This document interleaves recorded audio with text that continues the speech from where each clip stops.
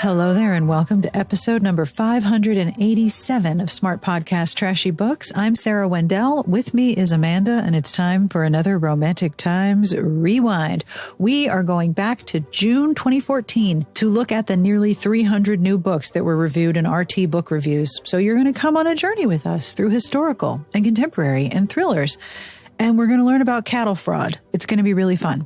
Also, I want to apologize in advance. Neither one of us can say minutiae, which is a word I really struggle with. So when we get to that part and I say it wrong like 6 different ways, I know if you're like me, that's going to drive you nuts. So I apologize in advance. I have been practicing, but there are some words that my brain is just like, yeah, no, we're not doing that.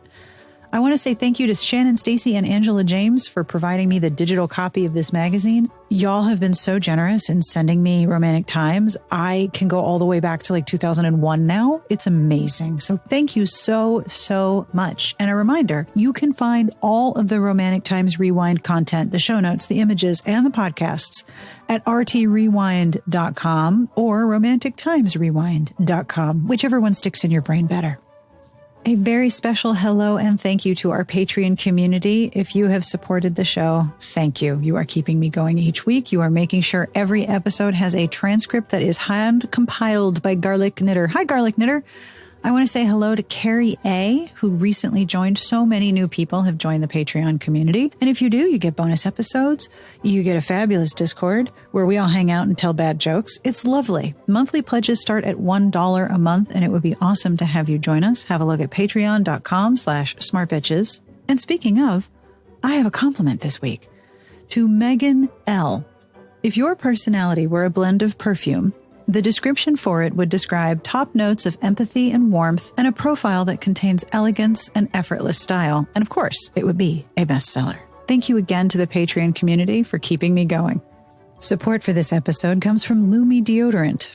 It is finally cooling off. I no longer feel like I live in a bowl of soup, but I still love the toasted coconut scent of my Lumi deodorant. And we have a special offer just for you. New customers get $5 off Lumi starter pack with code Sarah30 at lumipodcast.com.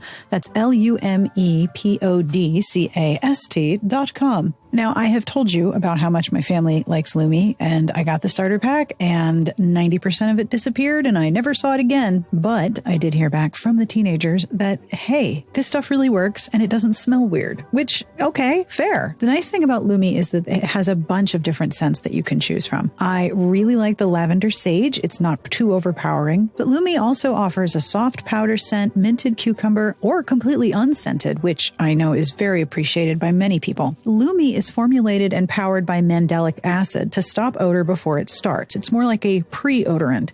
And I have seen it recommended on Reddit for different body odor problems that people have, some of which are really debilitating. And people are like, you should try Lumi. And I'm like, oh, I've heard of that. Lumi's starter pack is perfect for new customers.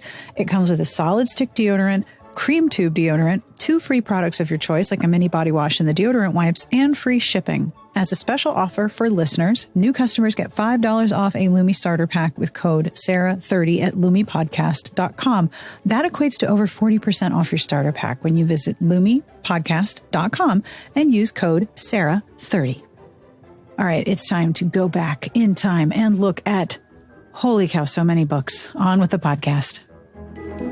All right, let's get started. We are looking at June 2014 of RT Book Reviews. Read smarter. In the next episode is where we will cover the features and all of the advertisements and all the books. In this episode, we are going to go through the reviews and talk about the books in each section. And again, at the banner on the bottom of the cover, 295 new books reviewed and rated. So many books. And yet 295 books were probably published since I hit record. I know. Ugh. All right, so let's get started with historical romance. This is still, there's a lot of historical. Like historical is still a big genre for this issue. I feel like it's interesting because I would be curious what an issue would look like now. Oh, that's such a good question. I had the same thought. In terms of breakdown, like historical is still popular, obviously, but I feel like we're definitely in an age of contemporary romance. I feel like new readers to the genre are picking up contemporaries. You don't Um, say. I know. I feel like when I go into a bookstore, when I was working in a bookstore, we mostly had contemporaries. That was the bulk of the romance section. Mm-hmm. Um, and like, who would be on the cover? You know, Emily Henry would probably get a cover story. Um, Maybe Christina Lauren would get a cover story. I'm trying to think of like who would be the cover models for these new issues. Anna Huang. Oh yeah, she's Bloom like Books. huge indie stuff. Bloom Would Books would be definitely have a few ads in here. That's for all sure. up in there. And I still have not found out, although I am thinking I might know who to ask, how, if you paid for the placement in the magazine, how much was the cover costing? Yeah, You know? yeah. I'm curious how they did a cover story.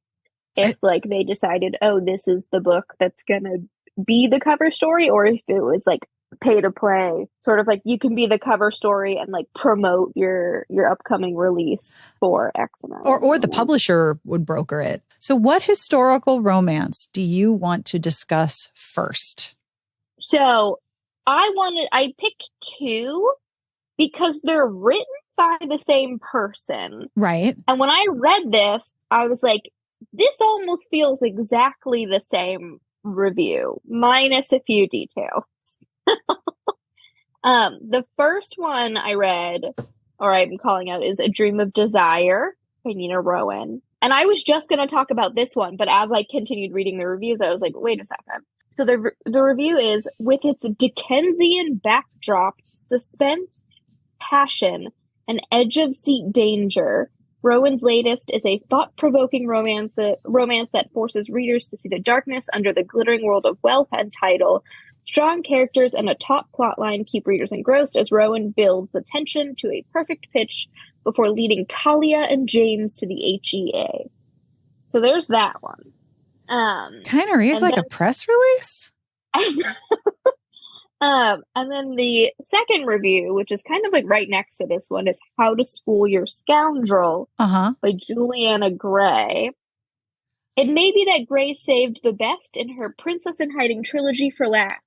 With its smart, unconventional plot and well-developed characters, combined with Gray's knack for sexual tension, suspense, and a carefully detailed backdrop, this is another captivating novel. There's also plenty of Gray's biting repartee and humor as you hold your breath until the deep sigh ending. Both reviews use the phrase backdrop.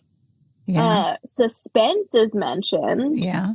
I was like, these feel like you're just kind of like using a thesaurus to find different ways. Like there's a Mad Libs for this review. Yes. Smart, unconventional, edge of your seat, danger, thought provoking. Yeah, it's very okay. Look, to be fair, there I can are only imagine so many ways you can say a thing. Yes, and also I can imagine running out of things to say about historical romances because we're writing, especially at this time, we're writing about such a narrow period of time, and there's going to be a lot of. I mean, the reason why you read historical is to re-enter that fantasy world that you know so well, with lots of different authors operating in that same world. Like I can understand running out of things to say about historical romances when you're reviewing this many of them. Also, did you know Juliana Gray is the pseudonym of Beatrice Williams? No. Yeah, Juliana Gray was her historical romance pseudonym. She is, and that's public. I'm not saying I'm not talking out of school here. Juliana Gray is the pseudonym of New York Times bestselling author Beatrice Williams, author of The Wicked City, Along the Infinite Sea, 100 Summers. Those are very similar, though. So my pick for this month is I had a feeling you'd pick this one. The Virgin of Clan Sinclair. Last month we had the Witch of Clan Sinclair, but she wasn't actually a witch. She was like a feminist activist, which, okay. This year is a Virgin of Clan Sinclair, and that title seems to be accurate in that there are virgins. But I just want to explain to you what's happening. Okay. This is the review. It's a 4.5-star top pick. Each Sinclair novel is more delightful than the last. With this clever, sexy, fun, and fast read, Rani will make readers smile, laugh, sigh, and just revel in her storytelling. So here's the summary, and I'm not making this up. This sounds absolutely incredible. Okay. Ellice. I'm guessing that's Elise.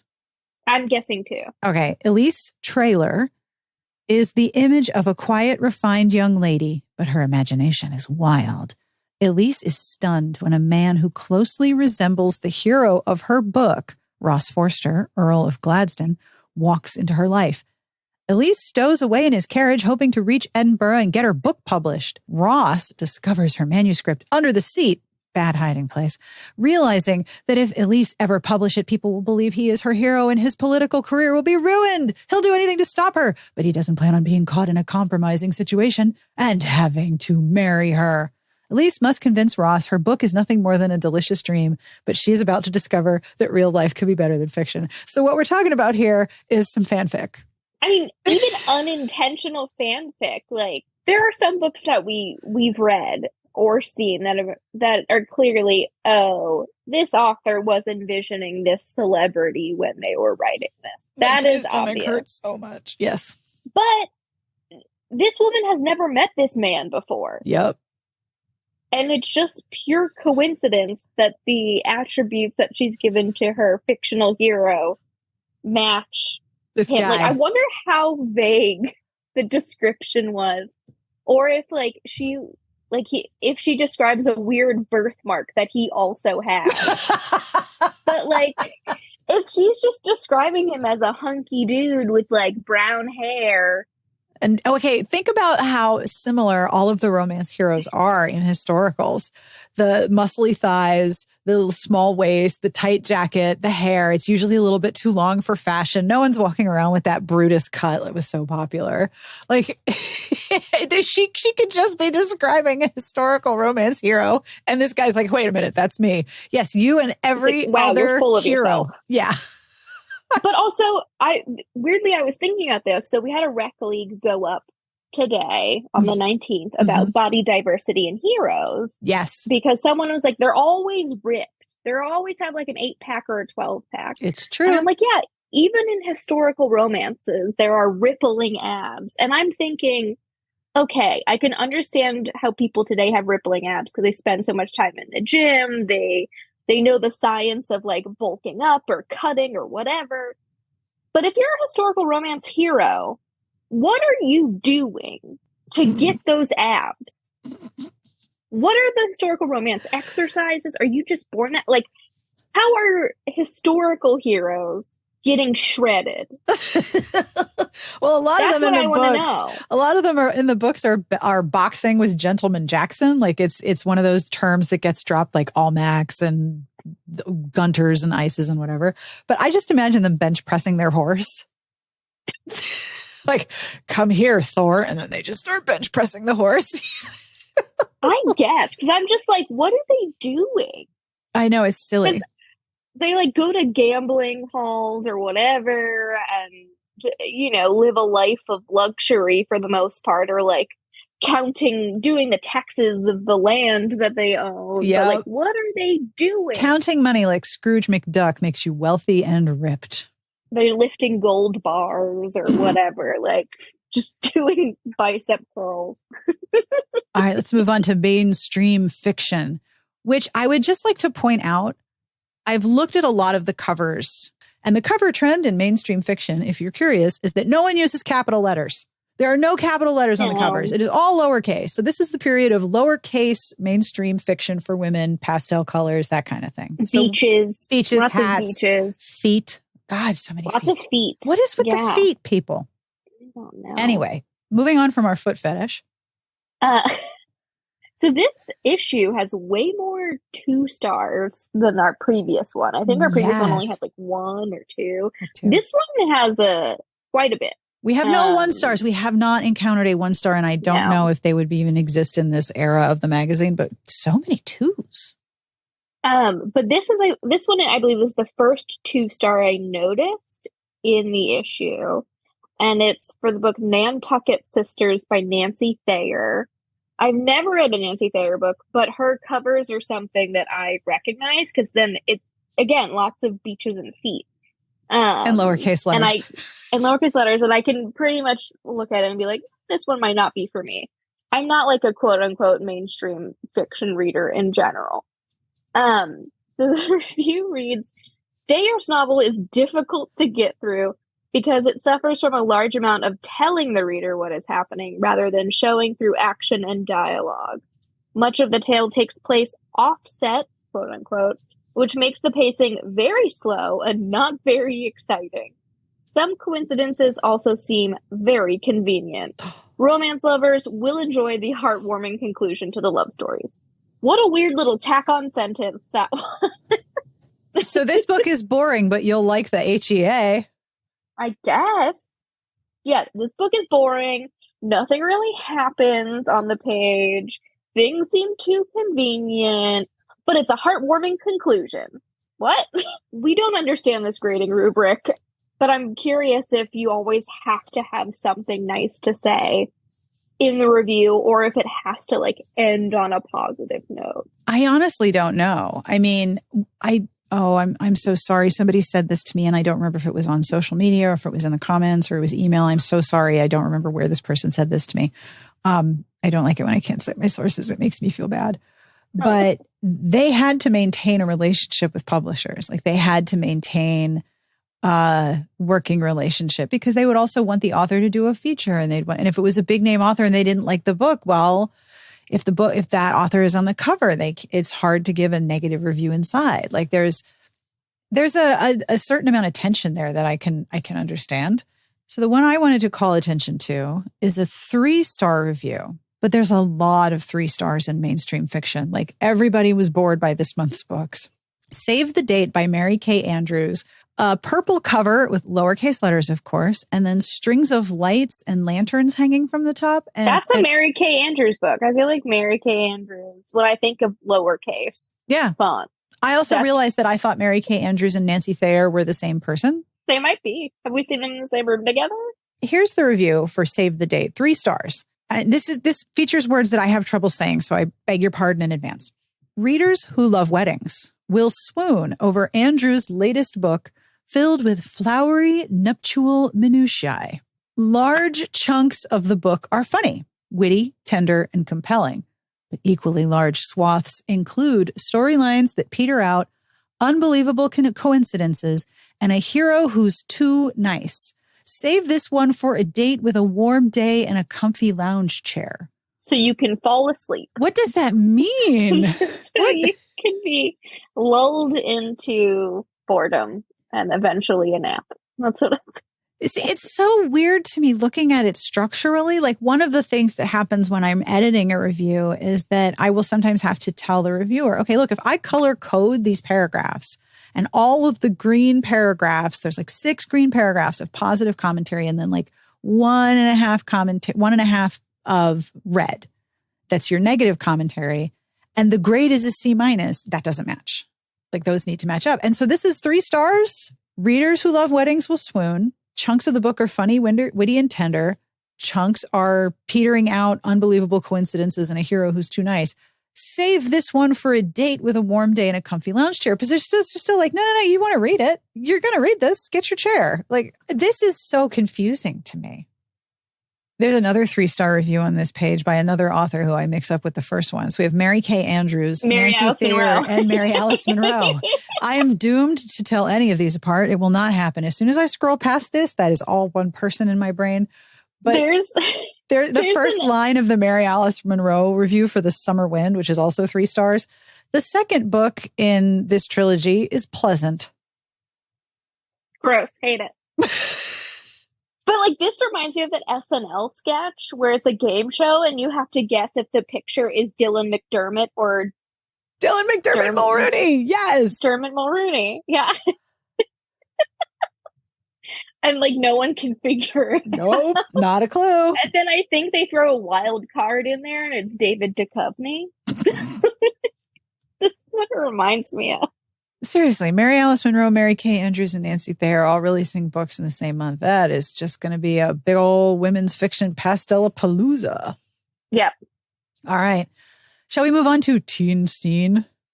Yeah. This one, so in the magazine, most of the sections have a rating preview that's just like the quick and dirty, here are the titles, here's the grade. And you don't even have to read the review.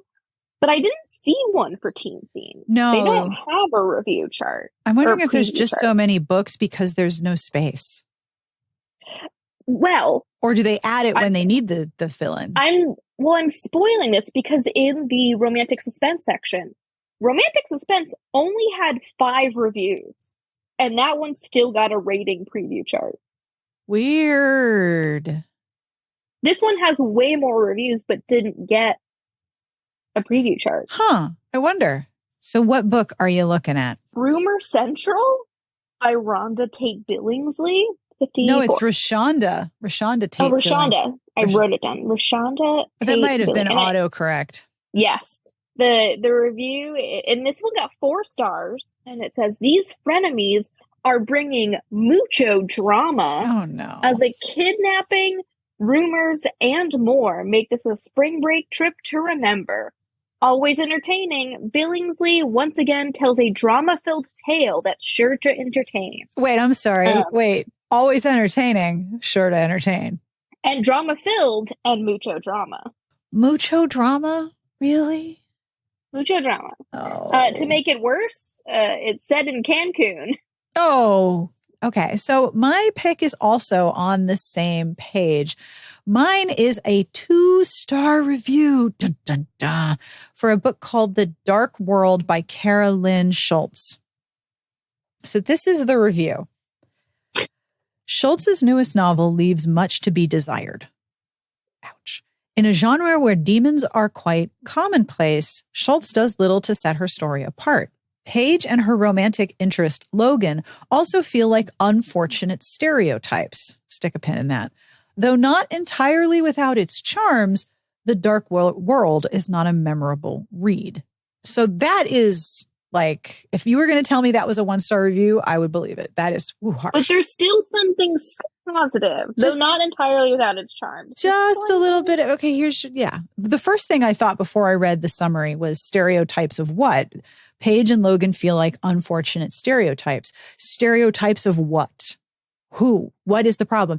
This is the same reaction I have when someone says something is problematic.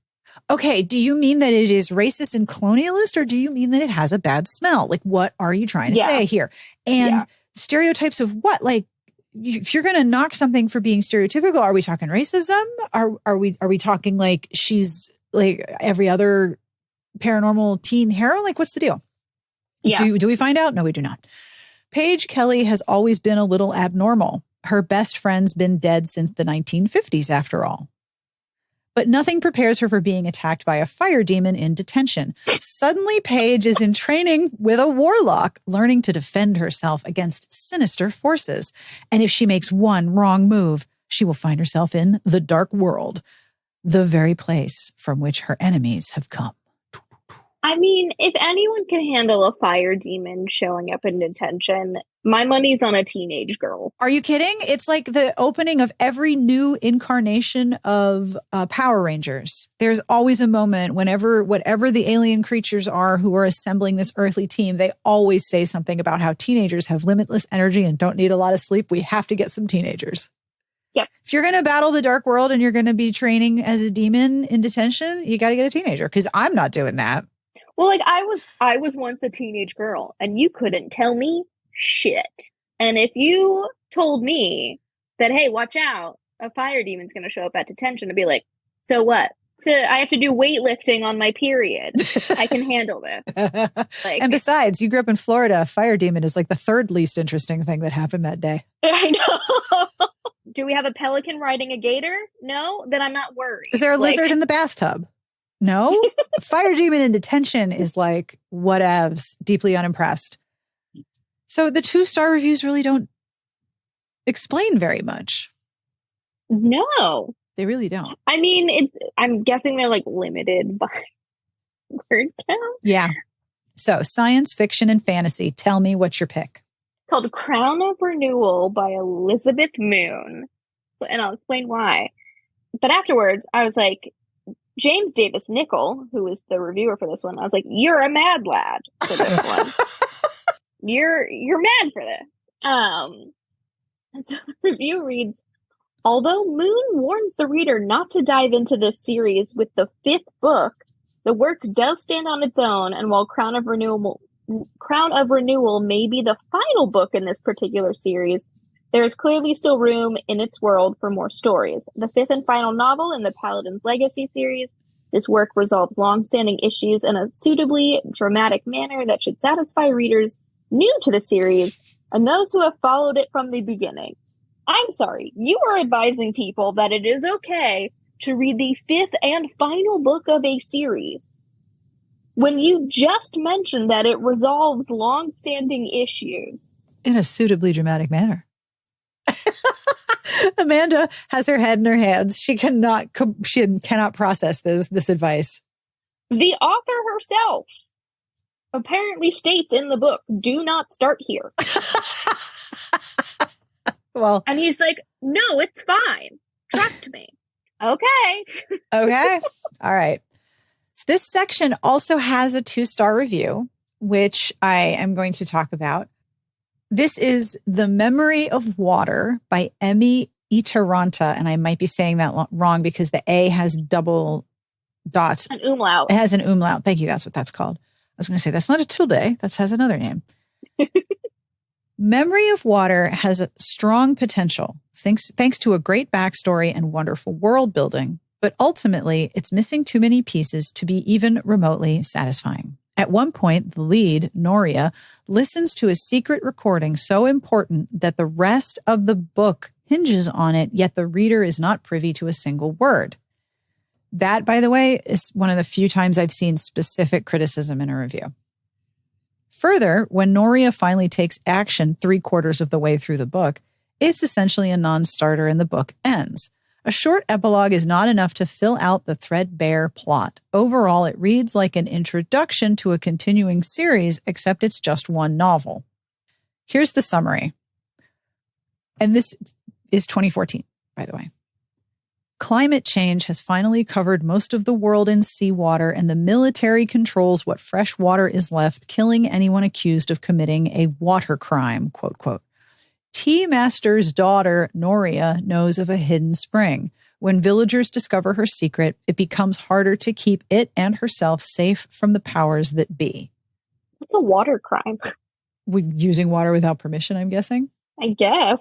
So the thing is, this review and the summary have made me more curious about the book. Like, oh, wait, hold on. Waters is a crime and you're a tea master's daughter? And interesting. So and you need water for tea? Yeah, exactly. I also love reading this section because I always find books to tell Adam about. Like, this is the section where last time I found Sparrow Hill Road, which I'm still thinking about and thinking about like listening to the sequel. Spoiler, I didn't really find anything that I wanted to read in this issue, but I found things for my husband to read. And if we have another shutdown, I know what he'll be doing. Mystery and thriller. Yeah, so this is another one that has like 3 stars. And I'm like, how? How does this have 3 stars? It's called Without You by Saskia Sargensen. The review is Sargensen's latest is an extremely well-written but emotionally distant affair. The reader never truly engages with any of the characters except for Faith, the sister of the supposedly drowned Eva. Spoiler alert, Faith, my God. I know. Her faith keeps her believing that her sibling is still alive and helps with the narrative that jumps too much in both time and viewpoint. It takes a few lines of text before it becomes clear who is narrating the scene. The prose sings, but it's too bad the rest of the book does not resonate. 3 stars. This is one of those reviews where the text and the star rating don't really match. Because at the top, in the key that they have, 3 stars is enjoyable, a pleasant read. It doesn't even match their own rubric as published. I paid really close attention to this section because I'm really curious how in this one review section for mysteries and thrillers, in mystery, suspense, and thriller reviews, the title has little descriptors above it so you know what it is. So for example, there's mystery, amateur sleuth, series, thriller, psychological, suspense. So they're trying to put a lot of slightly different genres in one place, which is a weird cohesion. So it's not surprising that the rubric doesn't fit everything, but also yikes.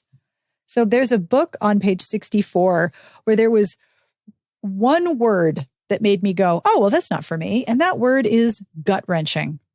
No, thank you. I am not reading a book that is gut-wrenching. I know that gut-wrenching as a genre has its fans. The book I do want to talk about is on page 66, and it is called Deadly Decor. Dun, dun, dun. Is it a cozy? They love it. I love an alliteration. Oh, yeah. It is a mystery amateur sleuth. I can't say the word sleuth. Amateur sleuth series. Nuptial Minutiae with sleuths. Nuptial Minutiae. 4 stars. This is by Karen Rose Smith. The second entry in this entertaining series takes readers on a great ride. The storyline is enjoyable, and when the truth is revealed, readers will be surprised by the killer's motive. The zany, complex characters will hold readers' interest. A nothing burger. That is the most nothing burger. That is a burger made of styrofoam peanuts. Like what We're in the chomping hell? on air. There's nothing happening.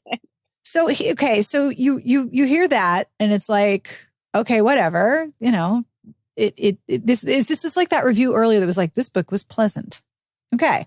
So this is a 4-star review, 4 stars, compelling page turner. That is not the same. Nothing about this seems like compelling wow, or I'm gonna turning. blow through this. Yeah. So here's the summary, and it's kind of wild. Decorator and homestager Caprice DeLuca's sister, Bella, and her husband, Joe, have hit a rough patch with the announcement of Bella's unexpected pregnancy. Doubting her marriage, Bella seeks out a former boyfriend, painter Bob Preston. Caprice finds herself knee-deep in another murder when Bob's body is found. Caprice must find the real killer before it's too late for Bella and her husband. Readers will be surprised by the killer's motive. The zany, complex characters hold interest. It's a great ride. What? That's a wild one, right? Like that's just... Yes. So then the person is a house stager and a decorator. And like, okay. This is one of those things where I'm just like, you have no business investigating murder. What are you doing? This is not your wheelhouse. Stop touching a dead body. So there you go. Big nothing burgers. Let's move on to inspirational. So, inspirational, I think so far has been my favorite category. Really? Why? I don't read inspirational. No. At all. But the last one we did, I think the inspirational I picked was When Love Stirs or something like that. Where it with was a great hat. The great hat and it's historical, which was surprising. And she wants to make hospital food more nutritious. Yeah, she's a dietitian. Yeah. So I found another weird. I can't wait. Tell me everything. So I'm going to read the review and then I need to read the summary. This is historical inspirational called Full Steam Ahead by Karen Whitemeyer, and it's 4.5 stars. Whitemeyer's latest is Full Steam Ahead good. Readers will appreciate the research the author has done to give her story depth and give her characters added dimension. They will also enjoy the solid storyline, mystery elements, and humorous moments. Christian fiction fans, look no further. Whitemeyer does an excellent job showcasing the characters' growth in their faith and how forgiving oneself is paramount to one's personal relationship with the Lord. Okay. And then I'm like, why is it called Full Steam Ahead? Are there trains? What's going on? So then I needed to read the summary. Oh my God. Oh my God. Ever since a boiler exploded aboard the Louisiana, Darius Thornton has been trying to find a way to prevent another deadly disaster. Nicole Renard's father is deathly ill, so she leaves home in search of a husband and heir for their father's shipping business. Nicole finds herself taking a secretarial position for a reclusive scientist obsessed with boilers. As Nicole and Darius grow closer, will she be able to tell him the truth about why she left home? I'm crying. Oh my goodness. Reclusive scientist obsessed with boilers. And I believe the cover has them getting close next to a boiler. Oh yeah, if you cover. scroll up, it's in the ad above this page. I have this marked for the ads discussion because the expression on her face is amazing. And he's literally blowing hot steam at her, by the way. Yeah, well, he's obsessed with boilers. Hot boiling steam. So the inspirational category so far has been my absolute bonkers favorite. Obsessed with boilers. He's obsessed with boilers.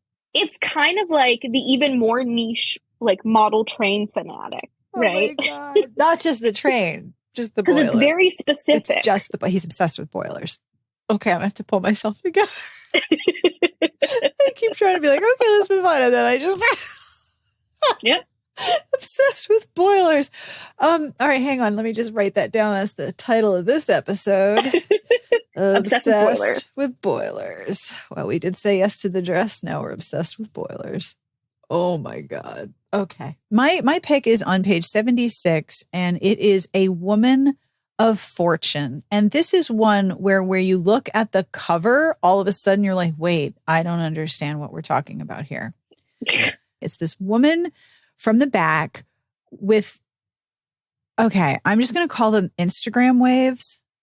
You know, the wavy blonde hair that everyone has on Instagram? That's her hair. And she's facing away, and she's got this beautiful red draped dress with like diagonal seams. So it flows around her. Her hand is reaching back. She's got a really expensive diamond bracelet on.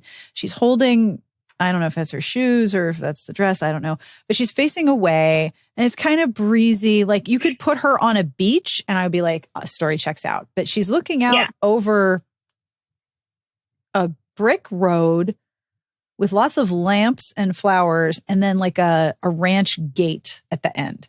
And then in the corner, it says a Texas Gold novel. I would have thought that this was about like weddings and shoes, but that is not what this is about.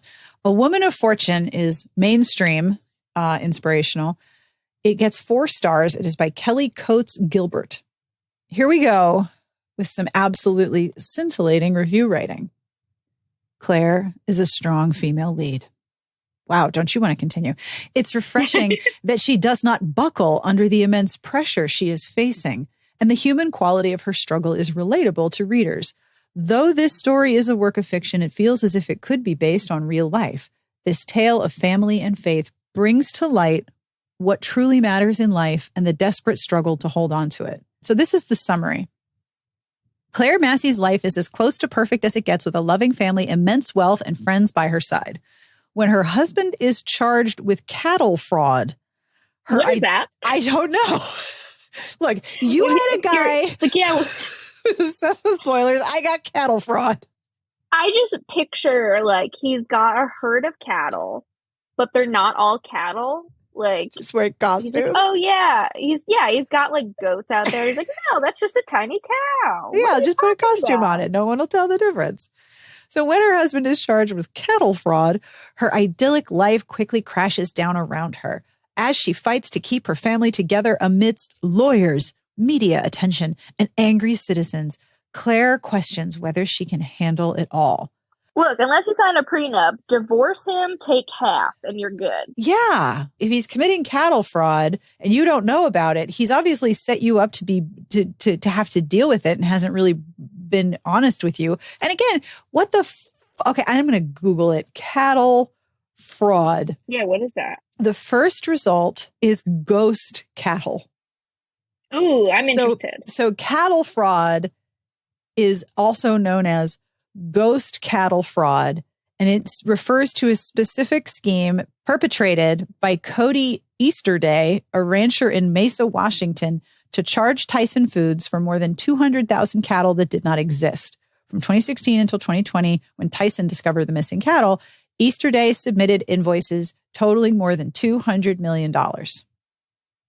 So he's saying, oh, you like this company has access to my cattle, which is like 200. Yeah. But he actually did not have 200 cattle. Yes. He entered into a feeding agreement with Tyson in 2010, and under the terms of the agreement, Tyson would pay the cost of obtaining and caring for between 145,000 and 180,000 cattle annually, and then pay Easter Day the market value of the cattle minus the amount already paid, plus 4% interest on those amounts when they went to slaughter. Easter Day ranches at that time produced 2% of Tyson's cattle. So basically, he was billing them for cows that didn't exist. They were ghost cows. Yeah, because Tyson probably didn't have the land. So he's like, we'll just, have you take care of the cows. We'll pay for the care, but you take care of them. Wait, here's the thing, though. This is what's wild. If I Google cattle fraud, the result I get is ghost cattle fraud. And these stories are from 2022. So what was the big cattle fraud story in 2014 that might have inspired this? I don't know. I'm not up to date on any cattle news. I know nothing about cattle fraud. All right. So let me look at cattle fraud. What do you want to say? 2014? 2013. Yeah. All right. So there's a link from the Department of Justice and the Federal Bureau of Investigations and the IRS. And then cattle fraud is increasingly large source of illicit funds, much of which is subsequently laundered through financial institutions. So not only is it fake cows, but it's money laundering. Okay. So I get it. Still, if your husband is out there committing federal crimes, then you got to divorce him because he's making his problems your problems. I think it is so wild, by the way, that the entire premise of this book is for you to feel bad for this woman who is extremely rich and then is having her wealthy lifestyle compromised by her husband's actions. Her husband's cattle fraud. Lawyers, media, and citizens. Her life is perfect and her husband fucked it up. How dare he? Leave that man take his money. Moving on to romantic suspense. As we mentioned, there's only 5 here. There's 5. So there weren't a lot to choose from to talk about. Yeah. This was a tough one. And I have a question about your pick. So share what your pick is. I got some questions. The XYZ Affair by Mary Billiter. That's my pick. Right. And I mentioned, one of my notes was like some possibly minor slut shaming in the review. It's 4 stars and hot. This is a captivating mystery with some absorbing family dynamics that will keep the reader involved until the very end. Though it's not difficult to understand the heroine's lack of successful relationships, it's a bit more challenging to empathize with her amazingly fast hookup with the hero. What? It's so like, she doesn't have successful relationships, but you don't want to empathize that she hasn't been able to find a successful relationship because she's hooking up with the hero. Very quickly. Look, as someone who has done a fair share of hooking up, those two are not mutually exclusive. Nope. There are some people that, like, you have really good sexual chemistry with, but you're like, I don't want a relationship with this person. No, I just want to hook up with them. So I was like, I don't love that review. No. And I also have questions about the cover. What is happening? So it's this weird, almost like weird abstract layers with a big sort of sideways V where the top and the bottom are blue with some texture. And then the middle section is brown. There's a class ring in the marbling effect. It's got like marble or something, but she looks like she's wrapped in like, the light brown tarps that people wear when they're hunting and it's dead woods. Like it's all brown camo. She looks like she's wrapped in a brown camouflage blanket and like right up to her chin. Like it's just this head floating in this very weird cover design. Weird brown marble. And she's a dirty, dirty whore. She's not actually. This was a challenging one because there's no books.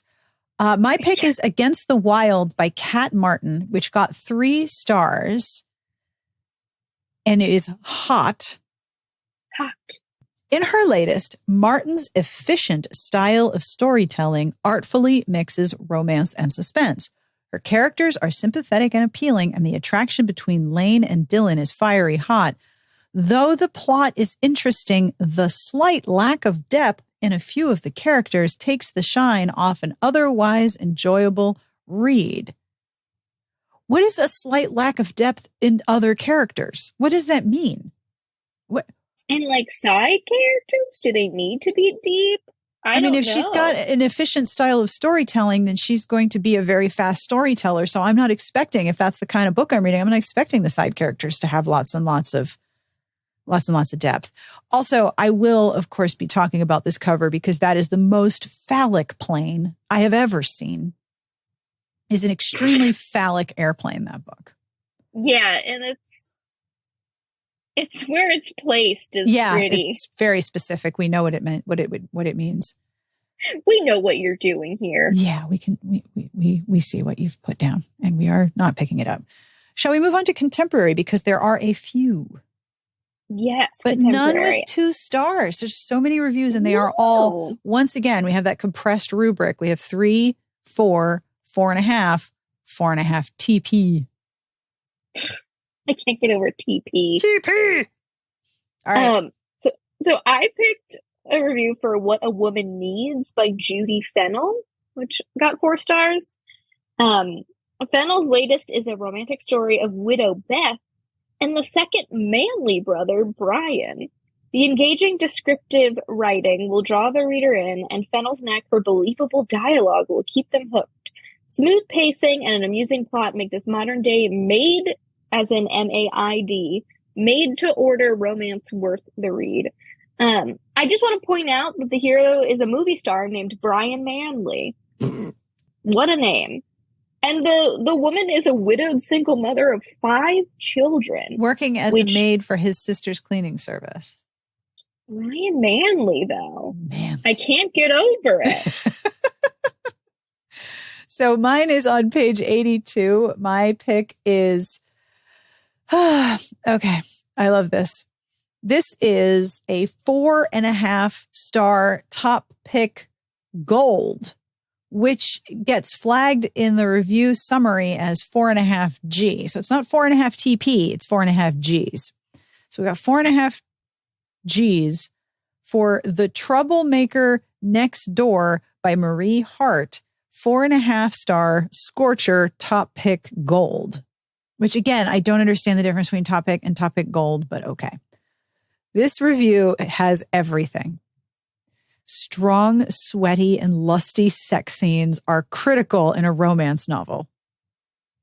Are they, though? Anyway, but they're not enough to sustain an entire story. Thankfully, Hart also includes an amazing storyline filled with strong-willed characters and a reluctant love affair. But back to the love scenes, they will make readers sweat. Ugh. And Hart does an awesome job of visually painting the picture of the 2 lead characters. Readers will get caught up in this story and feel like they have a front row seat to all the antics. Okay, so it's going to make you... there's a lot of sweating in this review. I don't want to sweat. Everything is sweaty in this review. But my favorite is the first line of the summary. Maddie is on a rampage against all men and for legitimate reasons. Meanwhile, we've got sweatiness. I'm just, no, there's no. No, thank you. No, I don't need to be thinking about other sweaty readers. I don't want to think about myself. So I don't like sweating. I don't want to think about other people being sweaty. What are you supposed to do? Like go up to somebody on the subway and be like, oh, that's the sweaty book. Are you sweating? I have a dear friend who's from LA and I love her so much, but we are 2 very different people. She loves being outside. And in her words, thinks sweat is an aesthetic. And no. I am the opposite. I am and not. We are very good friends because we both respect and recognize our sheer differences in when it comes to being outside and being sweaty. She lives in Arizona now. So for paranormal romance, we have a bunch of 2-star reviews. But yes. I actually want to talk about one of the 4.5 star top picks. It is Airbound by Christine Feehan, 4.5 stars, hot. And the only thing I just need everyone to know is that this book is called Airbound, and the heroine is a kidnapped air elemental, and her name is Ariana. spelled Awful. Airiana. Ariana. That's all I Okay. needed to tell you. Like, I don't need to say anything else about the book. It's Ariana. So I breezed, no pun intended, past this section because it blends right into urban fantasy. It So I does. didn't pick one until just now. Dun, dun, dun.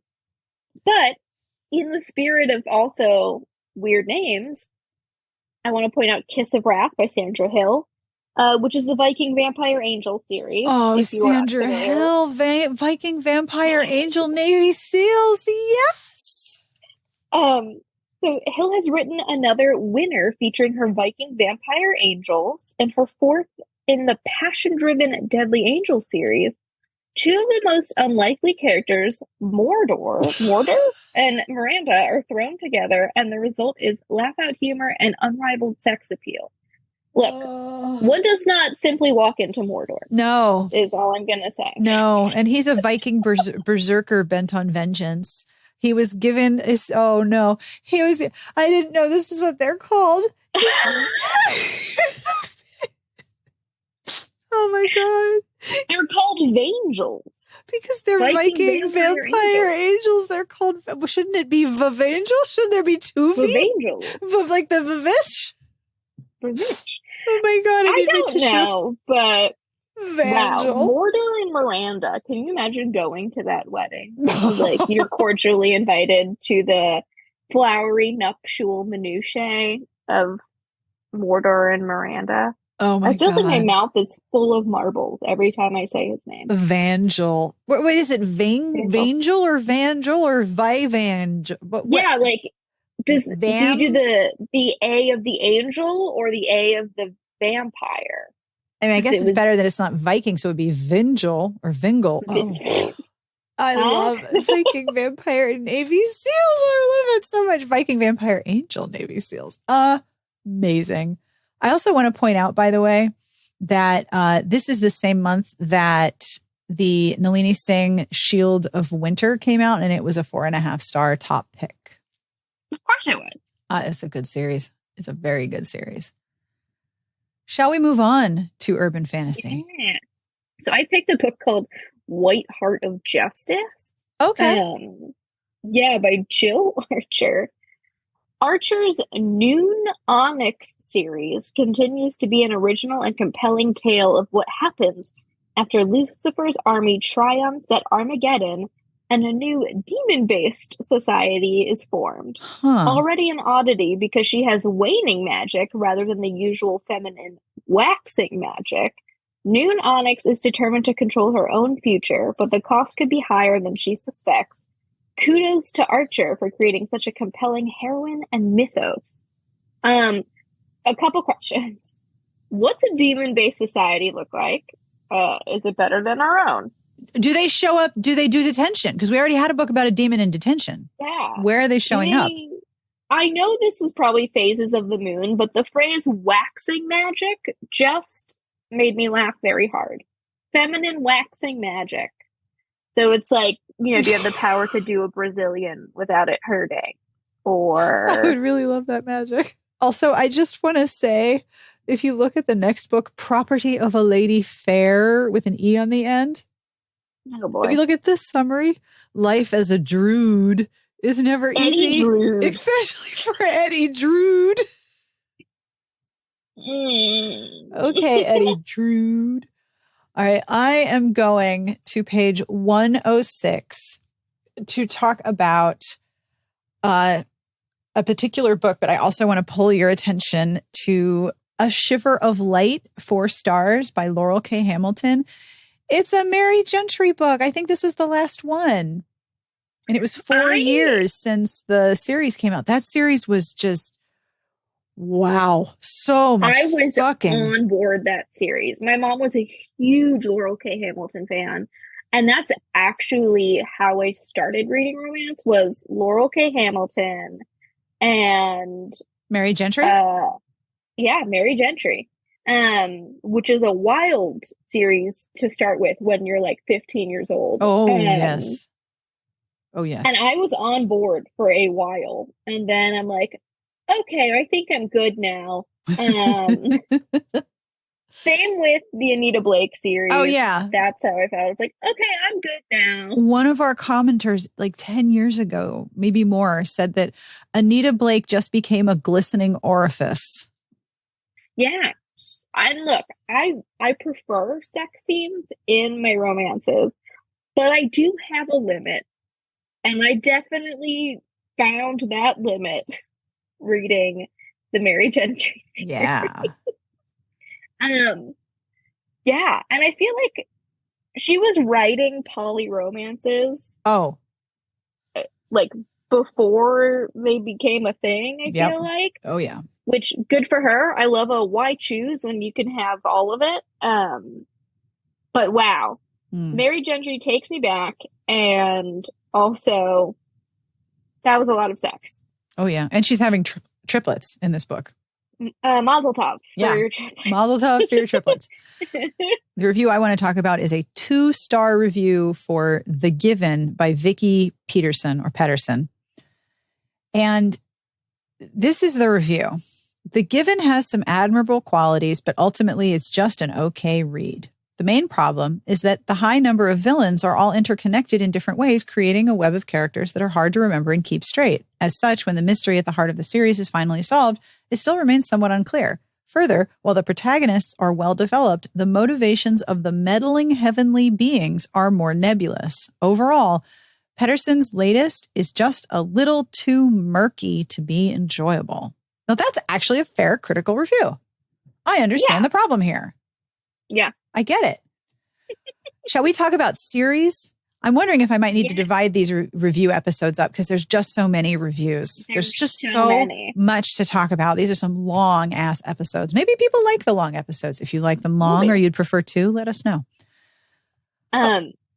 So this is the series one. And I picked The Texans Baby by Donna Allward, which is then followed by The Seals Baby in reviews by Laura Marie. Baby for keeps. Which I thought was funny. Yeah, random baby. When a one-night stand results in pregnancy, Lizzie Barron knows she must tell the father before anyone else. But Chris Miller is not the rodeo competitor she believed him to be. He's an engineer. Oh, no! Boo, he's an engineer. When she takes over running Barron Energies after her father is injured, she can't help feeling a bit guilty, yet pleased, that Chris has accepted a promotion and will be living closer to her. Unfortunately, it ties Chris to a job and a future that he's growing unhappy with.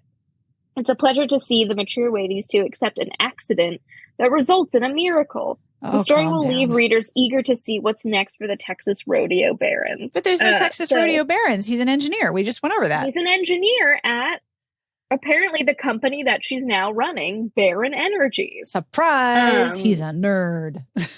But I know, I was like, boo, he's a nerd. Oh, man. My pick is on page 116, Burning Desire by Kayla Perrin.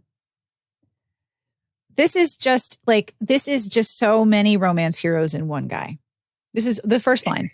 Fire Department Captain Mason Foley left a lucrative career as an NBA player to dedicate his life to helping others.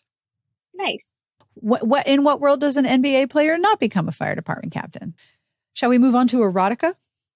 Oh my gosh. Yes. So many 2-star reviews. Also, this is the month that Sweet Filthy Boy came out and it gets a 4.5-star top pick. Loved this book. Loved this series.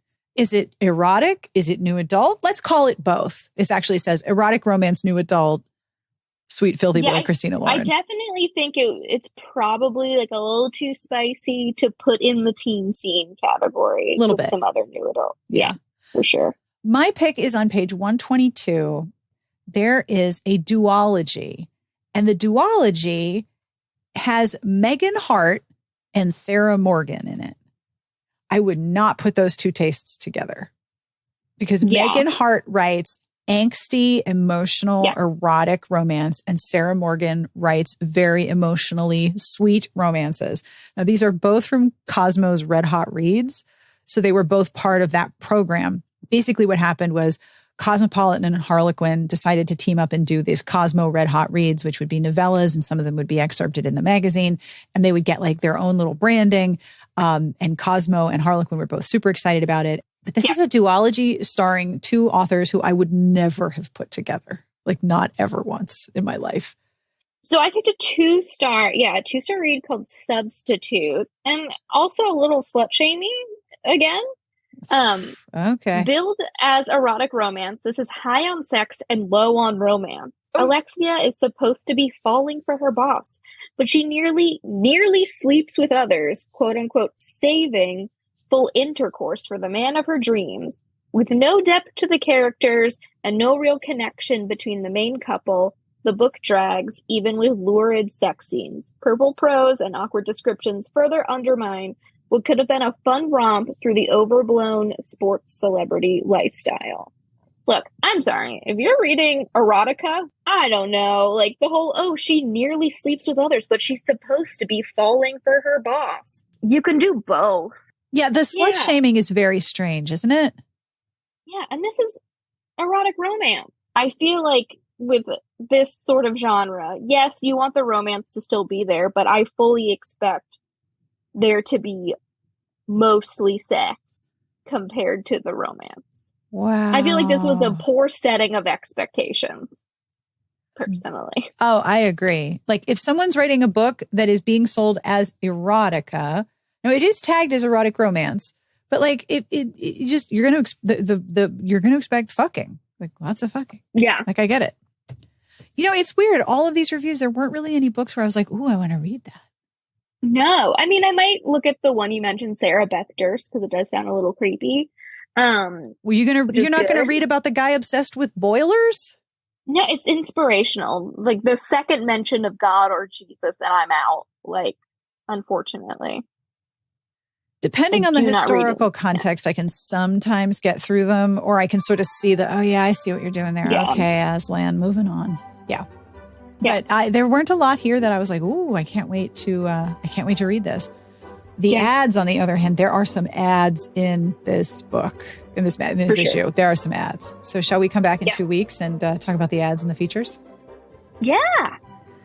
And that brings us to the end of this week's episode. Thank you, as always, to Amanda for going on this strange journey with me where we're apparently obsessed with boilers. Thank you again to Shannon Stacy and Angela James for sending me this PDF of this issue of Romantic Times Book Reviews. And thank you most of all for listening and for leaving reviews. I had complained a lot, that all of my reviews on Apple had disappeared. And suddenly I have some more. Thank you so, so much for that.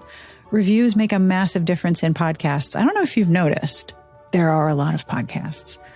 I also want to thank all of the reviewers in RT Book Reviews whose reviews we talked about today. And their names are, drumroll please, Kathy Robin, M.H. Morrison, Melissa Parcell, Leslie Froberg, Megan Watts, James Davis Nickel, you mad lad, Leah Hansen, Susanna Balk, Sarah Frobisher, Terry Dukes, Jill M. Smith, Leah Hansen, Susan Mobley, and Cindy Elio. I don't want to discuss the reviews without giving credit to the people who wrote them, right? Right, obviously. And as always, I end with an absolutely dreadful joke. This joke comes from Bull in the Discord. You might have seen this one if you hang out with us. This might be the kind that you have to read to really get, but I'm going to go for it anyway. How do necromancers feel about skeleton puns? Give up. How do necromancers feel about skeleton puns? Most of them think they're humorous. Get it? Humorous, like the bone? The bone that's, wait, is it in your arm? Where is your humerus bone? Your humerus bone is it's the one that runs from your shoulder and scapula to the elbow. So that is your humerus pun bone. Thank you, Bull. And thank you, Google, for reminding me where the humerus is. On behalf of everyone here, we wish you the very best of reading. Have a wonderful weekend, and we will see you back here next week. Smart Podcast Trashy Books is part of the Frolic Podcast Network. You can find outstanding podcasts to subscribe to at frolic.media/podcast. Humorous.